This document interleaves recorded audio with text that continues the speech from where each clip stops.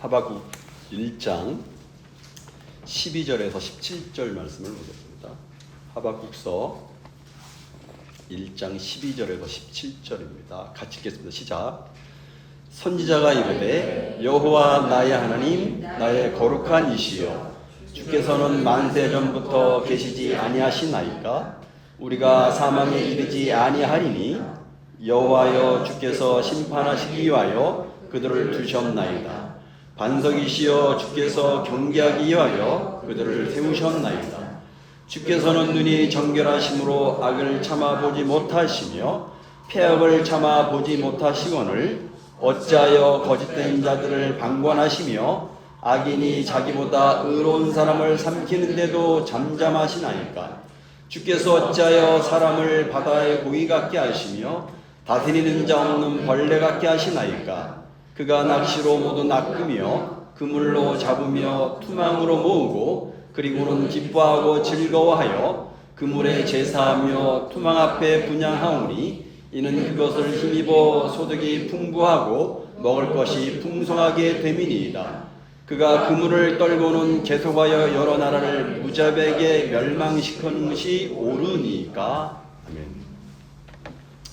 저희는 지난 시간에 12절, 13절 말씀을 중심으로 살펴봤습니다.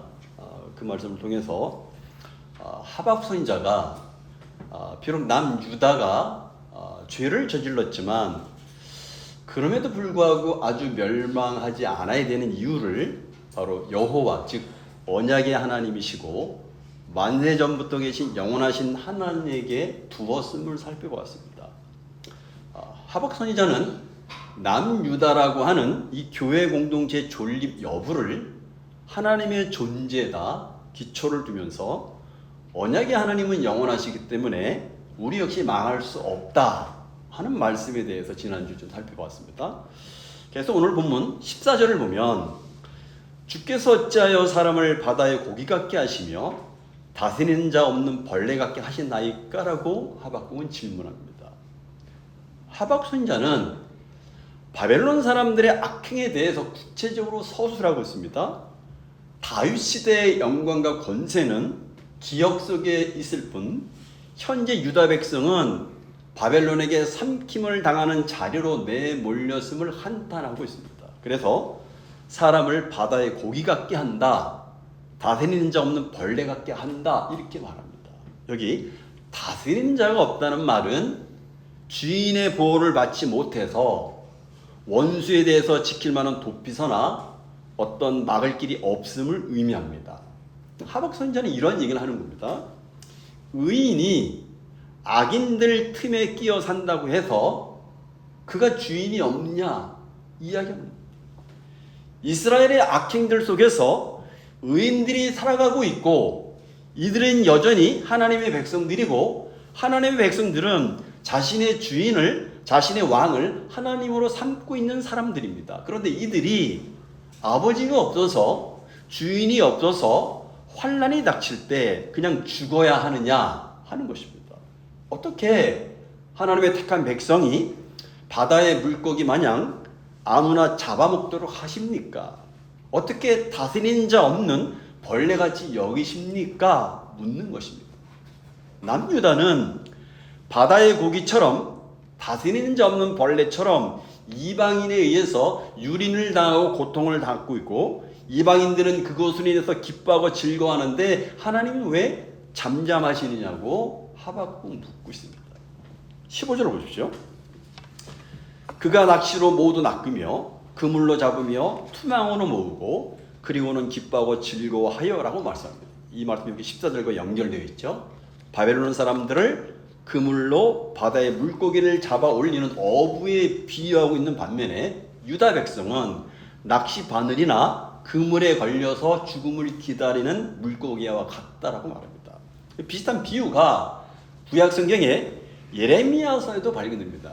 예레미야 16장 16절 상반절에 보면 보라 내가 많은 어부를 불러다가 그들을 낚게 하며 이렇게 말합니다.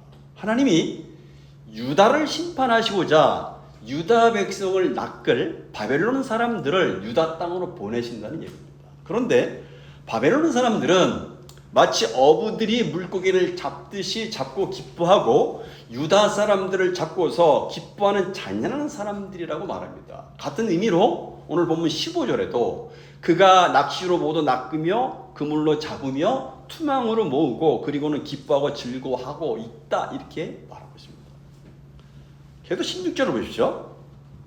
그물에 제사하며 투망 앞에 분향하오니 이는 그것을 힘입어 소득이 풍부하고 먹을 것이 풍성하게 됨이니이다 라고 말합니다. 여기서의 그물과 투망은 사실은 바벨론의 군사력을 상징하는 표현입니다. 여러 나라들을 공격하고 노략질하는 데 사용이 되는 거죠. 그 힘에 있어서 소득도 풍부하고 먹을 것, 기름진 음식을 풍성하게 얻게 된다고 말합니다. 그러니까 어떻게 하는 것입니까? 그 무기에 제사를 지내고 향을 사는 거예요. 왜냐하면 이들은 이미 앞에서 하박국서 1장 11절에서 자신들이 가진 군사력을 숭배하는 사람들이었어요. 바벨론 사람들은 자신들의 힘을 의지하고 숭배하는 사람들입니다. 바벨론의 군대는 이런 사람들로 구성되어 있습니다. 그리고 이들이 그 힘을 이용해서 이렇게 악한 짓을 계속해도 되겠느냐 하는 것이 하박국 선지의 생각이고 던지는 질문이었던 것입니다. 이런 현실에 분개한 하박국은 마침내 17절에서 다음과 같이 하소연하면서 묻지 않을 수가 없습니다. 그가 그물을 떨고는 계속해서 여러 나라를 무지압에게 멸망시키는 것이 옳으니까라고 말합니다. 하박국의 이 두 번째 물음은 결국 하나님의 역시 주권이, 하나님의 역사와 주권이 정말로 선하고 옳으냐 하는 것을 하박국이 문제 삼고 있습니다. 사실 그는 악한 바벨론 군대가 다른 나라들을 정복하고서 기뻐하고 즐거워하거나 남의 나라 사람 백성들을 노략질한 것으로 인해서 이전보다 더 부유하게 되는 것에 관해서 하박국은 굉장히 큰 당혹감을 느끼고 있습니다. 이와 아울러서 그런 하나님께 그처럼 악한 나라인 바벨론을 심판의 도구로 삼으신다면 세상 나라를 향한 하나님의 공의 내지는 하나님의 선하신 목적이 도대체 어디 있느냐, 그런 문제로 괴로워하고 있습니다. 달리 말해서 하나님의 선하신 세계 질서가 꼭 이렇게 불공정한 방식으로 이루어져야만 하겠느냐라고 하박국은 묻고 있는 겁니다. 그렇다면 여러분, 하박국 선지자가 범죄한 자기 유다를 향해서 생각하고 기대한 것은 어떤 모습이었길래 도대체 이런 얘기를 하는 겁니까? 어떻게 보면 그는 유다 나라 안에서 악인들이 징계를 받아서 하나님의 공의가 이루어지고 그럼으로써 자기 나라가 평화로워지기를 아마 기대하고 있었다고 우리는 볼 수가 있습니다. 근데 이 문제의 사태 해결은 전혀 엉뚱한 방향으로 진행이 되었던 겁니다. 유다 나라의 악인들에 대한 징계는 그래도 이해할 수 있지만 악독한 바벨론을 끌어들여서 징계하려는 계획만큼은 받아들이기가 어렵다는 것이 하박국 선지자의 솔직한 심정이었습니다. 하박국 선지자는 지금 하나님께서 행하신 일이 정말 옳으신 일입니까? 라고 질문을 던지고 있습니다.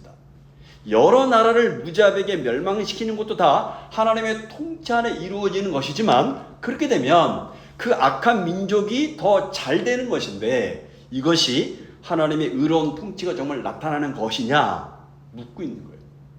유다의 죄악에 대해서 하나님께서 징계하시는 것은 내가 받아들일 수 있지만 과연 하나님께서 쓰신 방법인 바벨론을 통해서, 악한 바벨론을 통해서 징계하시는 것이 옳은가? 하박국은 질문을 던지고 있습니다. 그렇다면 여러분, 저와 여러분이 살고 있는 현실은 어떻습니까? 도리어 악인들이 형통한 것처럼 잘 되고 있지 않습니까?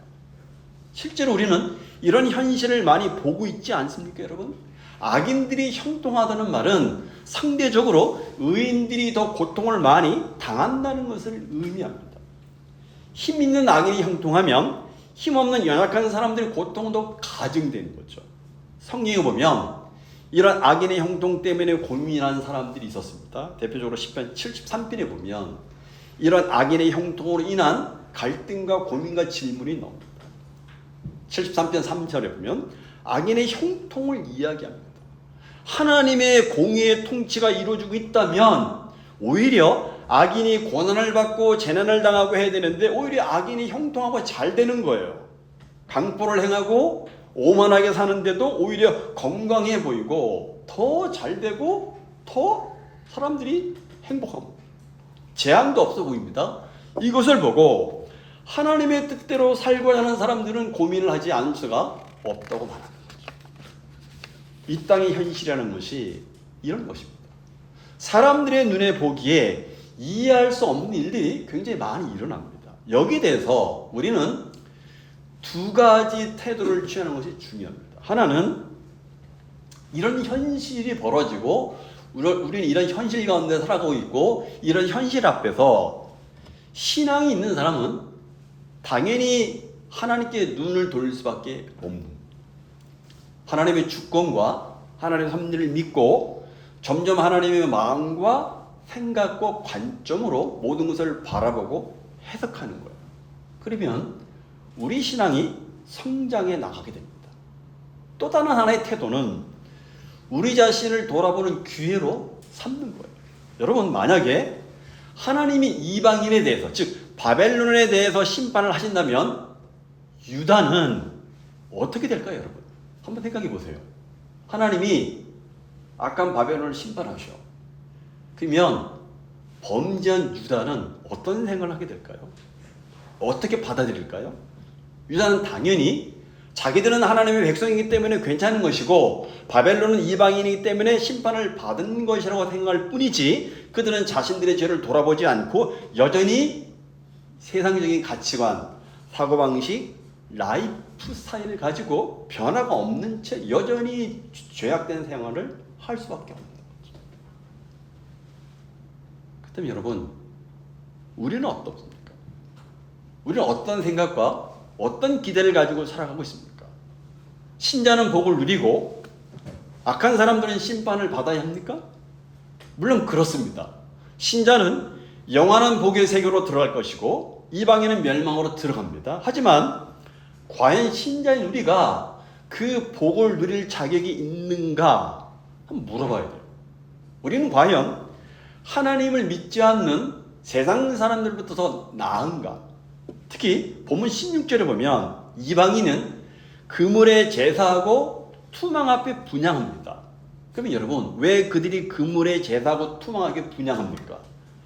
그물과 투망을 힘입어서 소득이 풍부하고 먹을 것이 풍족하게 되었기 때문에 그렇죠. 즉 자신의 소득을 풍성하게 해준다고 믿기 때문에 어리석게도 그물에 제사하고 투망하게 분향을 하는 거죠. 여러분 그렇다면 우리는 어떻습니까? 하나님 우리를 기르시고 먹이시고 입히신다는 것을 믿으십니까? 만약에 그런 믿음이 있다면 우리 자신의 모든 소득은 하나님에게로부터 주어진 것임을 우리는 알아야 돼요. 무슨 말이냐면 그물이 있어서 투망이 있어서 내 소득이 풍성하게 된 것이 아니라는 얘기입니다. 그물이나 투망은 단지 자신에게 소득을 얻게 하기 위해서 하나님이 주신 도구일 뿐이에요. 수단일 뿐입니다. 그러므로 믿음의 사람인 신자인 귀하게 여기고 섬길 것은 하나님이지 그물이나 투망이 아니라는 얘기입니다. 결국 그물과 투망을 바라보면서 그물과 투망을 의지한다면 우리 역시 바벨론 사람들과 이방인들과 사고방식이 다를 바가 무엇이 있는가 하는 것입니다. 그렇다면 여러분 하나님이 이방인을 심판하신다면 그물과 투망에 분야하고 절하는 그 이방인들 바벨론을 심판하신다면 우리 역시 하나님보다는 그물과 투망을 의지한다면 우리 역시 심판에서 자유로울 수 없지 않겠습니까? 우리는 우리 자신을 당연히 복을 받아야 할 신자로 여깁니다. 때문에 세상에서 벌어지는 일들이 부당하게 다가오는 거예요. 그래서 17절에서 그가 그물을 떨고 놓은 개소과의 여러 나라를 무자백에 멸망시키는 것이 옳으니까 말하는 것처럼 하나님의 일을 우리 소견으로 판단하면서 부당하다고 우리도 이야기하는 겁니다. 우리의 잘못됨은 우리 자신을 정당화하는 겁니다. 바로 우리 자신이 진노의 자식임을 알지 못합니다. 이것을 알게 하기 위해서 하나님은 때로 침묵하시기도 하십니다. 침묵하시면서 원망과 불평이 나오게 하셔서 내가 곧 멸망의 존재라는 사실을 하나님이 보게 하세요. 그래서 여러 가지 문제와 사건을 통해서 우리에게서 쉬지 않고 터져나오는 악을 보게 하시는 거예요. 그리고 그렇게 해서 어디로 우리를 이끌고 가신 것입니까? 바로 하나님의 자비와 긍휼만을 의지해야 되는 존재임을 깨닫게 하시는 것입니다. 그래서 사실 하나님은 잠잠히 계시거나 침묵하고 계시는 분이 절대로 아닙니다.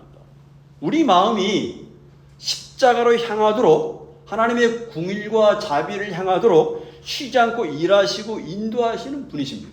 이처럼 하나님은 공의롭지 못한 현실을 바라보면서 우리로 하여금 그것을 보게 하고 십자가만을 바라보고 긍휼과 자비만을 구하는 그런 신앙으로 우리를 이끌고 가시고자 하는 거죠. 오늘 본문 하박국 1장 12절 17절은 하나님의 거룩하심, 하나님께서 택한 백성의 구원의 확실성, 유다의 범죄로 인한 바벨론의 침공과 멸망, 악한 바벨론의 탐욕으로 인한 도를 넘어선 유인 행위 등 복잡한 내용들이 여기 얽혀져 있습니다. 하박국은 이런 현실 앞에서 고뇌할 수밖에 없었어요. 그러나 그는 그 모든 고뇌를 하나님께 아뢰고 하나님께서 그에 대한 답을 주실 것을 믿었어요.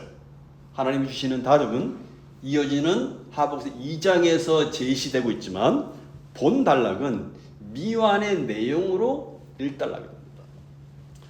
스스로 해결하지 못할 문제 앞에서 보여주는 하박국의 태도는 어찌해야 될지 어떻게 받아들여야 될지 모를 그런 현실의 문제 앞에서 하나님을 신뢰해야 될 성도가 어떤 자세를 취해야 할지 하나의 모델을 제시해주고 있다고 봅니다.